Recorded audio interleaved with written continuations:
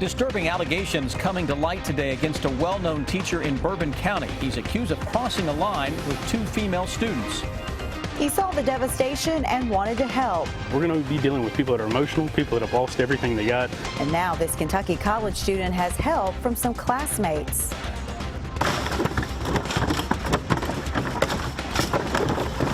And a labor of love. A man known for helping others in his community is now getting the help he needs to keep his home.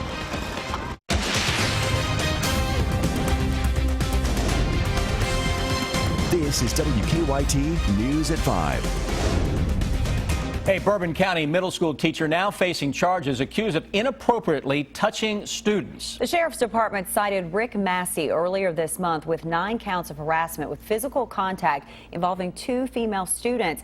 The accusations date back to last September. WKYT's Hillary Thornton is in Bourbon County with our top story at 5. We have taken a look at the court documents here at the Bourbon County Judicial Center for Rick Massey. Those documents identifying Massey as a Bourbon County Schools employee, now accused of inappropriate contact with some students.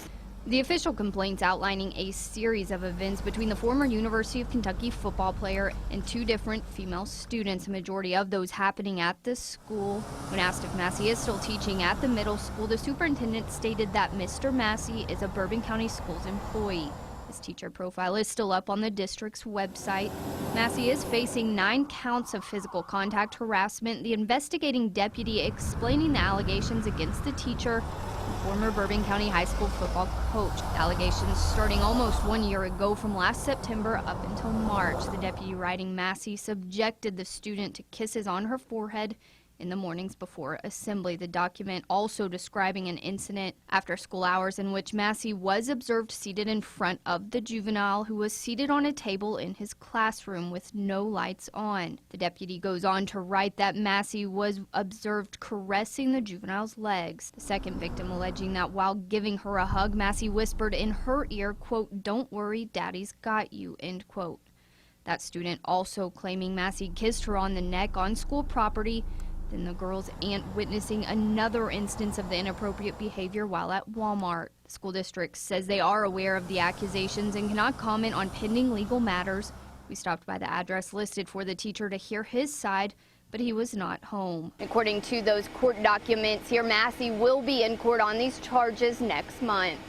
In Bourbon County, Hillary Thornton, WKYT.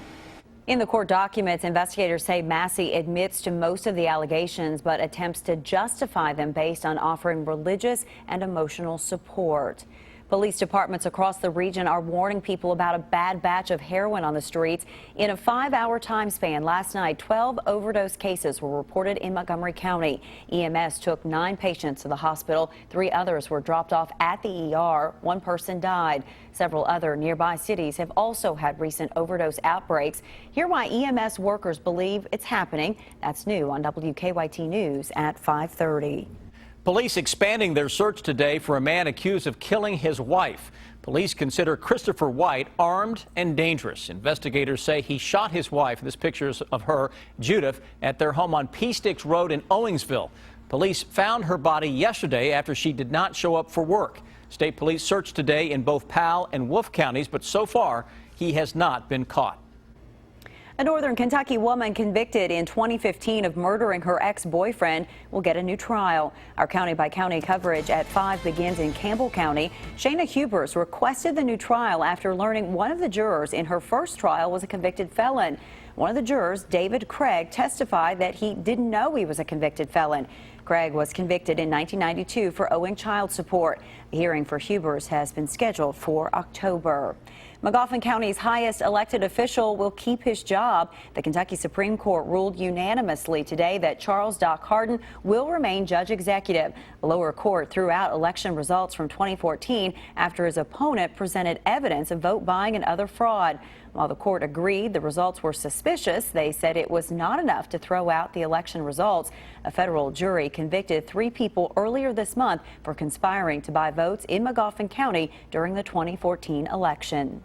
The heat and humidity have returned, and all that steam may bring some pop-up storms. WKYT's Chief Meteorologist Chris Bailey is in the First Alert Weather Center with an early look at your forecast. Chris? And Sam, coming off the wet and steamy summer we've had, some folks, as we get into the weekend, will be hoping to get under one of those pop-up thunderstorms simply because it's going to be so hot out there. We look at our live sky cam, and those temperatures are low 90s, but it feels like 95 degrees right now. That is as you throw the temperature into the humidity, you put them both together, and you get the feels like number, mid-90s into many areas. Actual thermometers touching 90 in many spots this afternoon. Or there you see the feel like 97 into Frankfort, 98 degrees into the Covington, Cincinnati area. Look at Danville, we're up to 98 for that heat index value as well. Defender Radar Network, not a whole lot out there. We've been focusing on southern Kentucky. That little shower we were tracking into Wayne County, forget about it, it's gone. Thunderstorm into Bell County, forget about it, it's gone.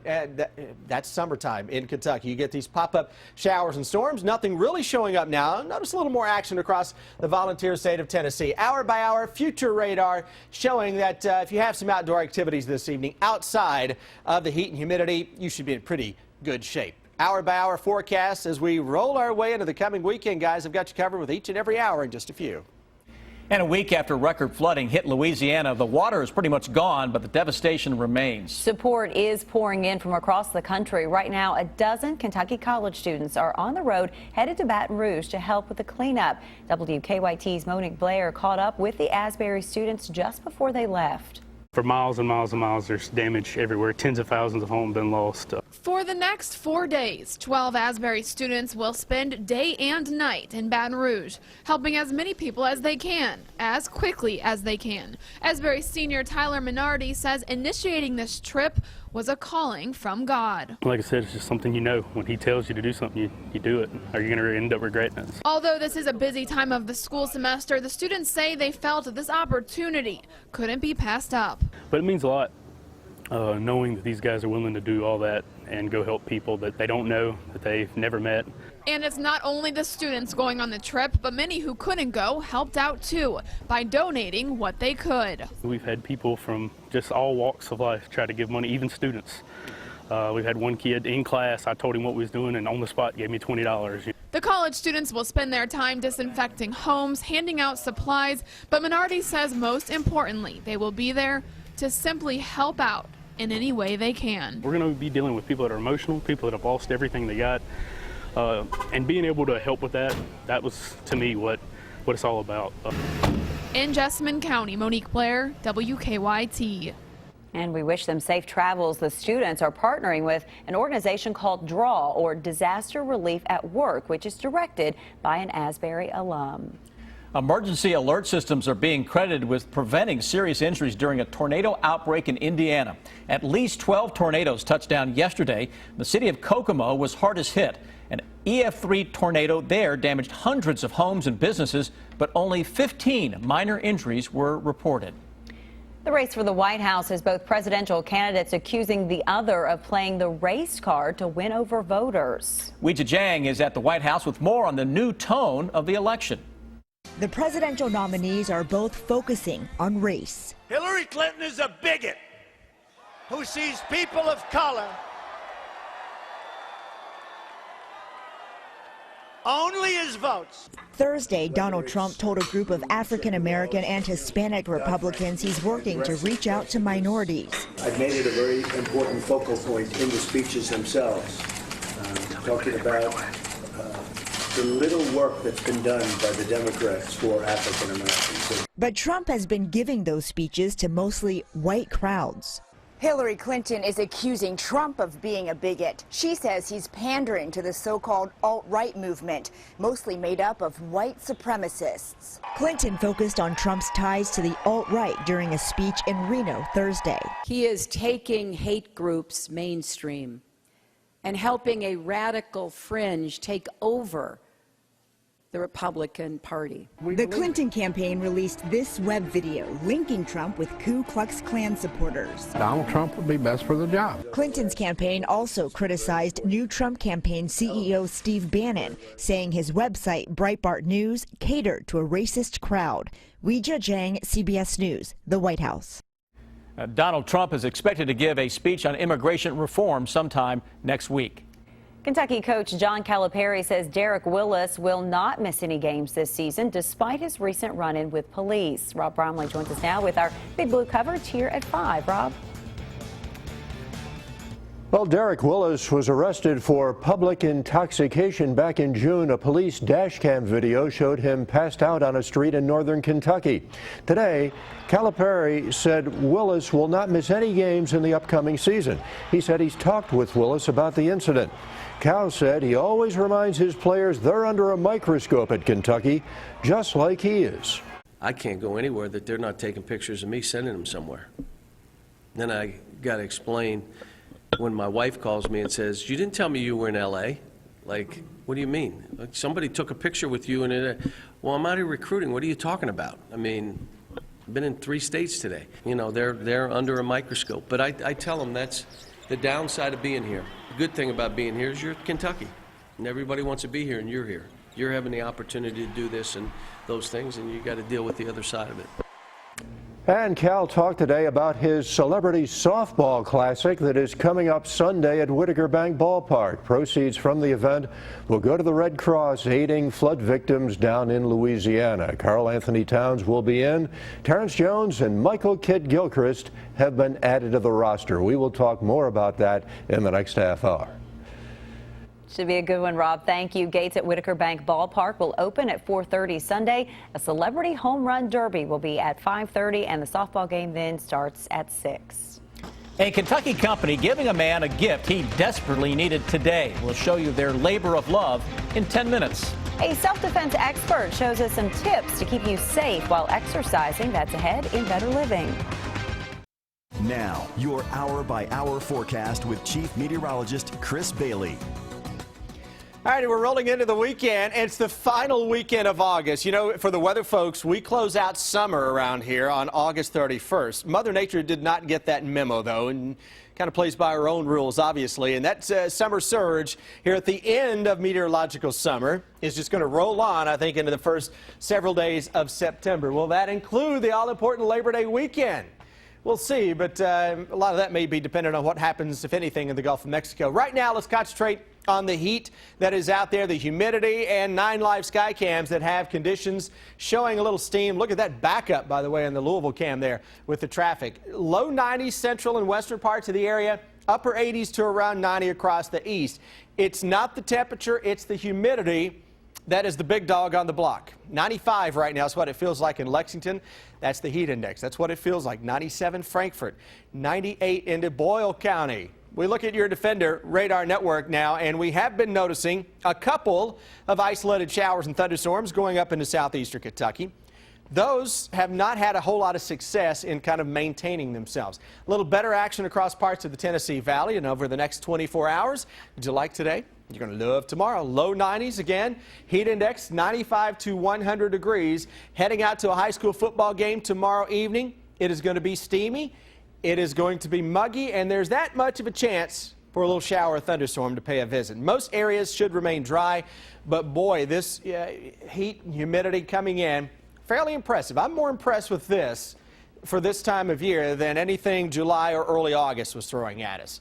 We go through tomorrow morning into the afternoon, and this is the heat index. This is what it's going to feel like with the humidity and the temperature. 95 to 100 degrees.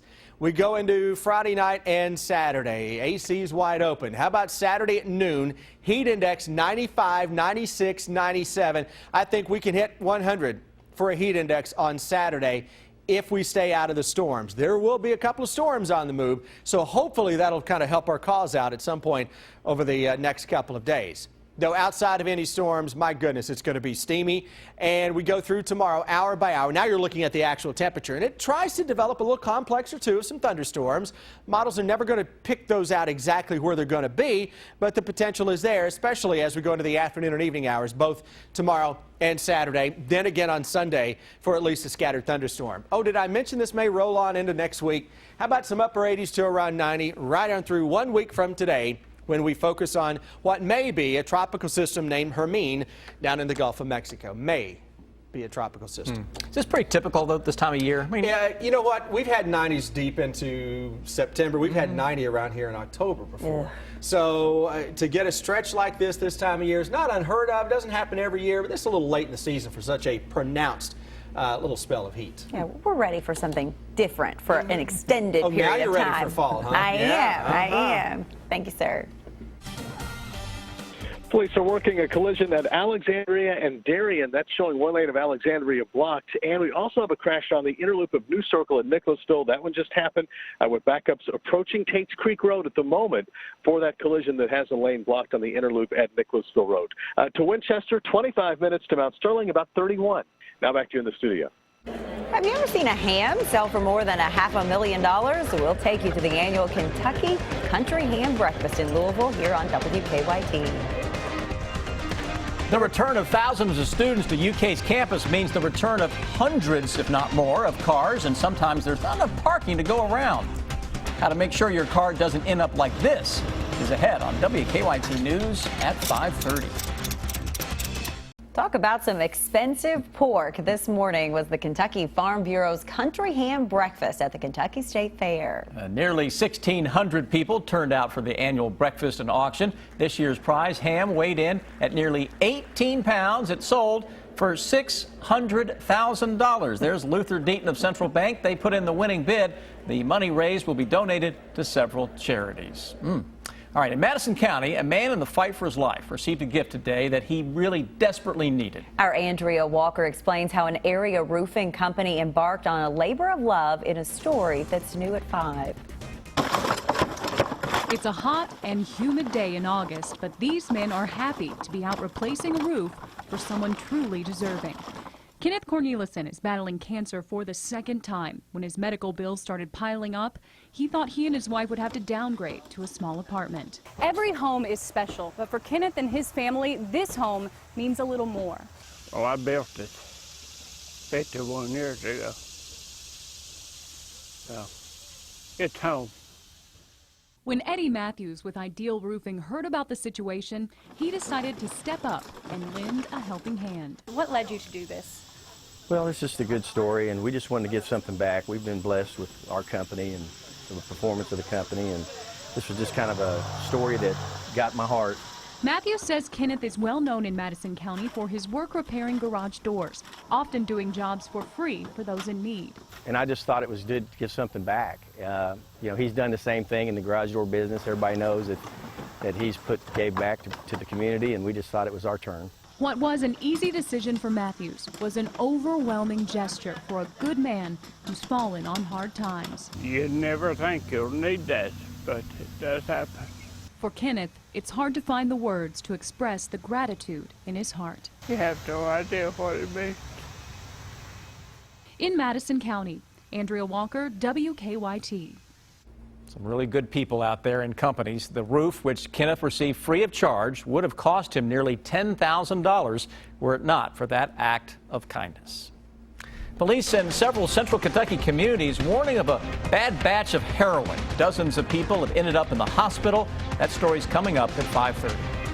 The maker of the life-saving EpiPen is responding after receiving harsh criticism for skyrocketing prices. How it may help you ahead in better living.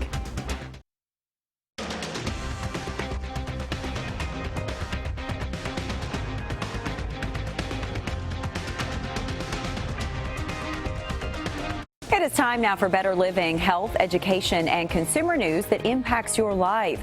The maker of EpiPens, Mylan, is trying to calm public outrage over its massive price hike for the life-saving allergy medicine. The drug maker now says it will expand programs that lower out-of-pocket costs for patients. Mylan says a savings card will cut the price by about half, and it will also double the eligibility for its patient assistance program. On Wall Street, Mylan shares have fallen amid the controversy. So did shares of other drug makers. A couple of attacks on runners have made headlines recently. Women who went out for their run and never made it home. And while incidents like these are not common, there are steps you can take to help prevent an attack from happening. Mary Maloney has a few tips from a self-defense expert to safeguard your exercise routine. The most important thing you can do to keep yourself safe while exercising outdoors is to know your surroundings. Self-defense expert Jennifer Cassetta emphasizes situational awareness during a workout, saying these few practices could save your life. Go the crowded route. Don't run in secluded areas, especially if you work out alone. Stay on paths with other people or consider joining a running club. Let friends track your run. Always tell someone when you're heading out and when you expect to be home. Several fitness apps have tracking features and other safety functions, allowing friends to see if you go off course. An important disclaimer on this one: don't share your specific routes on social media. Pay attention to your surroundings, aka forgo the earbuds. If you have to listen to music as a distraction, keep the volume low or use only one earbud. And try to avoid wearing a hoodie. They block peripheral vision. Practice self-defense. The most effective targets for stopping an assault are the eyes, throat, and groin. Aim for any of those areas if you have to fight back. For today's Health Minute, I'm Mary Maloney. A new report found the cause of many flight delays, and it's not the weather. A Bloomberg News report says mechanical issues and crew scheduling are now the leading causes of flight delays in the U.S. Bloomberg used data from the Federal Bureau of Transportation to come to its conclusion. The report did find delays have dropped to historically low levels in recent months. Now, here's what's coming up for you at 5:30.